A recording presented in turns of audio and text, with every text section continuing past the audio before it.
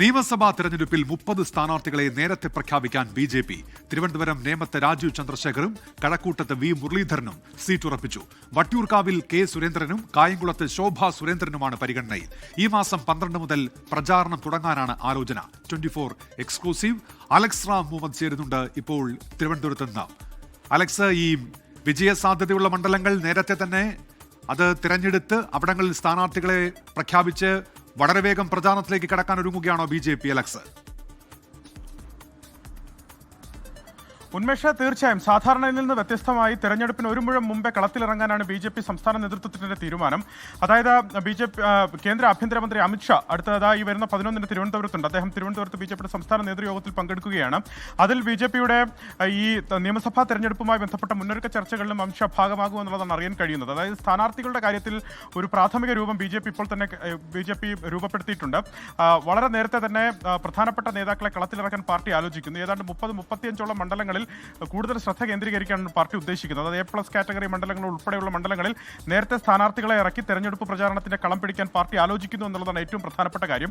Party അതിൽ ഏറ്റവും കൂടുതൽ ശ്രദ്ധ വയ്ക്കുന്നത് തിരുവനന്തപുരം ജില്ലയാണ്. തിരുവനന്തപുരം ജില്ലയിൽ തന്നെ ബി.ജെ.പിയുടെ സംസ്ഥാന അധ്യക്ഷനും 3 മുൻ സംസ്ഥാന അധ്യക്ഷന്മാരും കളത്തിലിറങ്ങുമെന്നാണ് ലഭിക്കുന്ന വിവരം. നേരത്തെ പാലക്കാട് നിയമസഭാ മണ്ഡലത്തിലായിരുന്നു മുൻ സംസ്ഥാന അധ്യക്ഷൻ കെ സുരേന്ദ്രന്റെ പേര് പരിഗണിച്ചിരുന്നതെങ്കിൽ പാലക്കാട് നിലവിലെ അവിടുത്തെ ജില്ലാ അധ്യക്ഷൻ പ്രശാന്ത് ശിവൻ മത്സരിക്കട്ടെ എന്ന നിലപാടിലേക്ക് നേതൃത്വം എത്തിയതായാണ് വിവരം. അങ്ങനെയെങ്കിൽ കെ സുരേന്ദ്രന് ജയസാധ്യതയുള്ള ഒരു മണ്ഡലം വേണമെന്ന് അദ്ദേഹം നേതൃത്വത്തോട് ആവശ്യപ്പെട്ടതായുള്ള സൂചനകൾ ലഭിക്കുന്നുണ്ട്. അത് വട്ടിയൂർക്കാവോ തൃശ്ശൂരോ ആണ് കെ സുരേന്ദ്രന്റെ എന്നുള്ളതാണ് ലഭിക്കുന്ന വിവരം. അതിൽ തൃശ്ശൂരിൽ നിലവിൽ എം ടി രമേശ് പരിഗണനയിൽ ഉണ്ട്. കോഴിക്കോട് നോർത്തിൽ നേരത്തെ എം ടി രമേശ് മത്സരിച്ചിരുന്ന കോഴിക്കോട് നോർത്തിൽ മഹിളാ മോർച്ചയുടെ സംസ്ഥാന അധ്യക്ഷ നവ്യ ഹരിദാസ് പരിഗണനയിൽ ഉണ്ട്. അങ്ങനെയെങ്കിൽ വട്ടിയൂർക്കാവ്, അതായത് കെ സുരേന്ദ്രൻ ആവശ്യപ്പെടുന്ന മണ്ഡലം എന്ന നിലയ്ക്ക് വട്ടിയൂർക്കാവ് തന്നെ ലഭിക്കാൻ സാധ്യത നിലനിൽക്കുന്നു. നേമത്ത് ബി.ജെ.പിയുടെ സംസ്ഥാന അധ്യക്ഷൻ രാജീവ് ചന്ദ്രശേഖർ മത്സരിക്കുമെന്ന് ഏറെക്കുറെ ഉറപ്പായി കഴിഞ്ഞിട്ടുണ്ട്. കഴക്കൂട്ടത്ത് വി മുരളീധരൻ സ്ഥാനാർത്ഥിത്വം ഉറപ്പിച്ചിട്ടുണ്ട്. കാട്ടാക്കടയിൽ മുൻ സംസ്ഥാന അധ്യക്ഷൻ പി.കെ. കൃഷ്ണദാസ് വർഷങ്ങൾക്ക് മുമ്പ് തന്നെ ക്യാമ്പ് ചെയ്തുള്ള തെരഞ്ഞെടുപ്പ് പ്രചാരണ പ്രവർത്തനങ്ങൾ ആരംഭിക്കുകയും ചെയ്തിട്ടുണ്ട്. ഇതിൽ പാർട്ടിയുടെ ഒരു പ്രാഥമിക പരിഗണനാ പട്ടിക ഇങ്ങനെയാണ്. തിരുവനന്തപുരത്ത് ജി കൃഷ്ണകുമാർ, ആർ ശ്രീലേഖ എന്നിവരെ പരിഗണിക്കുന്നുണ്ട്. നെടുമങ്ങാട് യുവരാജ് ഗോകുൽ, കായംകുളത്ത് ശോഭാ സുരേന്ദ്രൻ, മലമ്പുഴയിൽ സി കൃഷ്ണകുമാർ, തിരുവല്ല അനൂപ് ആന്റണി, പാലായിൽ ഷോൺ ജോർജ്, ചാത്തന്നൂരിൽ ബി ഗോപകുമാർ, ആറന്മുള അല്ലെങ്കിൽ ചെങ്ങന്നൂർ കുമ്മനം രാജശേഖരൻ, ചെങ്ങന്നൂരിൽ തന്നെ സന്ദീപ് വചസ്പതിയുടെയും അതുപോലെ എം വി ഗോപകുമാറിന്റെയും പേര് കാര്യമായി പരിഗണിക്കുന്നു.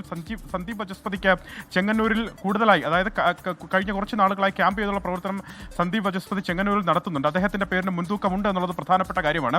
മഞ്ചേശ്വരത്ത് എം.എൽ. അശ്വിനി, എറണാകുളത്ത് ജിജി ജോസഫ്, കാഞ്ഞിരപ്പള്ളിയിൽ Noble Mathew, Shoranur K Aneesh Kumar, Manalur N Radhakrishnan, Kodungallur B Gopalakrishnan, Attingal P Sudheer, Chirayinkeezhu G S Ashanath എന്നിവരുടെ പേരുകളാണ് പ്രാഥമിക പരിഗണന പട്ടികയിലുള്ളത്. പക്ഷേ ഇത് അന്തിമമല്ല. കാരണം മറ്റു ചില ഘടകങ്ങൾ കൂടി ഇനി ഏറ്റവും അവസാനം പരിഗണിക്കപ്പെടും. അത് സാമുദായിക സമവാക്യങ്ങൾ, ഒപ്പം മണ്ഡലത്തിലെ രാഷ്ട്രീയ സാഹചര്യം, ഒപ്പം കേന്ദ്ര നേതൃത്വത്തിന്റെ തീരുമാനം കൂടി പരിഗണിച്ചായിരിക്കും ഈ പട്ടിക അന്തിമമാകുക. എന്താണെങ്കിലും പ്രധാനപ്പെട്ട സ്ഥാനാർത്ഥികളെ വിജയപ്രതീക്ഷ കൂടുതലുള്ള മണ്ഡലങ്ങളിൽ വളരെ നേരത്തെ തന്നെ കളത്തിലിറക്കി തെരഞ്ഞെടുപ്പ് പ്രചാരണം പിടിക്കാൻ, അല്ലെങ്കിൽ ആ കളം പിടിക്കാനാണ് ബി.ജെ.പി. ആലോചിച്ചിരിക്കുന്നത്. ഉന്മേഷ്, അലക്സ്, ഇപ്പോൾ ഈ തദ്ദേശ തെരഞ്ഞെടുപ്പുമായി ബന്ധപ്പെട്ട ബി.ജെ.പിയുടെ വിലയിരുത്തലുകൾ കൂടി പുറത്തു വരുന്നുണ്ടല്ലോ. ഈ ക്രിസ്ത്യൻ ഔട്ട്റീച്ച് ഫലം കണ്ടില്ല എന്നുള്ള വിലയിരുത്തലുണ്ട്. ഹിന്ദു വോട്ടുകളൊക്കെ ചിലയിടങ്ങളിൽ നഷ്ടപ്പെട്ടു പോയി എന്നുള്ള വിലയിരുത്തലുണ്ട്. അപ്പോൾ ഈ നിയമസഭാ തെരഞ്ഞെടുപ്പിലേക്ക് അടുക്കുമ്പോൾ ഈ പ്രശ്നങ്ങളൊക്കെ പരിഗണിക്കണമല്ലോ. ഈ ബി.ജെ.പിയോട് അടുത്ത് നിൽക്കുന്ന കുറെ വോട്ട് ബാങ്കുകളുണ്ട്. അതിനപ്പുറമുള്ള വോട്ടുകൾ കൂടി വന്നാലാണല്ലോ നിയമസഭാ തെരഞ്ഞെടുപ്പിൽ വിജയിക്കാൻ കഴിയുകയുള്ളൂ. അതെങ്ങനെ വരുമെന്നാണ് ബി.ജെ.പിയുടെ കണക്കുകൂട്ടൽ അലക്സ്?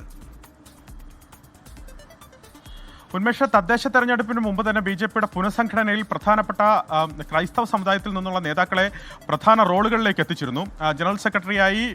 സംസ്ഥാന ജനറൽ സെക്രട്ടറിയായി അനൂപ് ആന്റണി, ഒപ്പം ഉപാധ്യക്ഷനായി ഷോൺ ജോർജ് തുടങ്ങിയ ആളുകളെ സംസ്ഥാന നേതൃത്വത്തിലേക്ക് ഉയർത്തിയിരുന്നു. അതിനു പിന്നാലെ ബി.ജെ.പി. സംസ്ഥാനത്തെമ്പാടും നടത്തിയ ക്രിസ്ത്യൻ ഔട്ട്റീച്ച് കാര്യമായി തന്നെ ശ്രദ്ധ നേടിയ ഒരു പരിപാടിയായിരുന്നു. അതിൽ ക്രൈസ്തവ ന്യൂനപക്ഷങ്ങളെ ഒപ്പം നിർത്തിയാൽ മാത്രമേ പാർട്ടി ഉദ്ദേശിക്കുന്ന തരത്തിൽ വോട്ട് ശതമാനം ഉയർത്താൻ സാധിക്കുകയുള്ളൂ, വിജയം കൈവരിക്കാൻ സാധിക്കുകയുള്ളൂ എന്ന് ബി.ജെ.പി. സംസ്ഥാന നേതൃത്വവും അതുപോലെ സംസ്ഥാന അധ്യക്ഷൻ രാജീവ് ചന്ദ്രശേഖറും വിലയിരുത്തിയതിന്റെ ഫലമായാണ് ആ പരിപാടി, ക്രിസ്ത്യൻ ഔട്ട്റീച്ച് പരിപാടി നടത്തിയത്. പക്ഷേ തദ്ദേശ തെരഞ്ഞെടുപ്പിന്റെ ഫലം വരുമ്പോൾ ബി.ജെ.പി. സംസ്ഥാന നേതൃത്വത്തിന് അത് അങ്ങേയറ്റം നിരാശ നൽകുന്നതാണ്. അത് ക്രിസ്ത്യൻ ഔട്ട്റീച്ച് സമ്പൂർണ്ണ പരാജയമായിരുന്നു എന്ന വിലയിരുത്തലിലേക്ക് പാർട്ടി എത്തിയിട്ടുണ്ട്. കാരണം മത്സരിപ്പിച്ചവരിൽ 1.3% ക്രൈസ്തവ സ്ഥാനാർത്ഥികൾ മാത്രമാണ് വിജയിച്ചത്. ഏതാണ്ട് 1926 സ്ഥാനാർത്ഥികളെ സംസ്ഥാനത്തെമ്പാടുമായി ബി.ജെ.പി.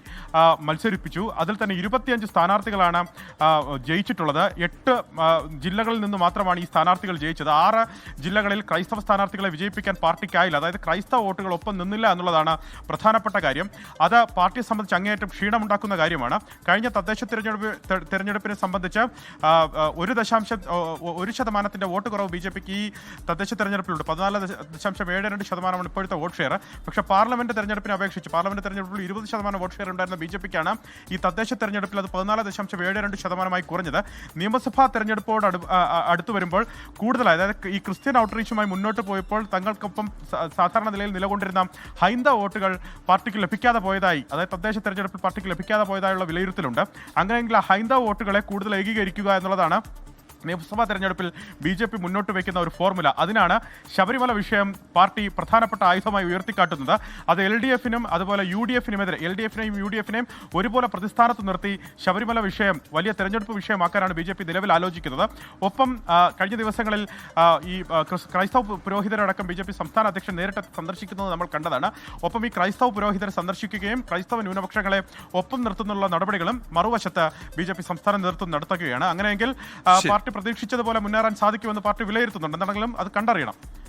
ലോകത്തെവിടെയായാലും ഏത് സമയത്തും 24 വാർത്തകളും ഓഗ്മെന്റഡ് റിയാലിറ്റി പാക്കേജുകളും എക്സ്പ്ലെയിനറുകളും വിശദമായി കാണാൻ ഞങ്ങളുടെ യൂട്യൂബ് ചാനൽ നിങ്ങൾക്ക് സബ്സ്ക്രൈബ് ചെയ്യാം.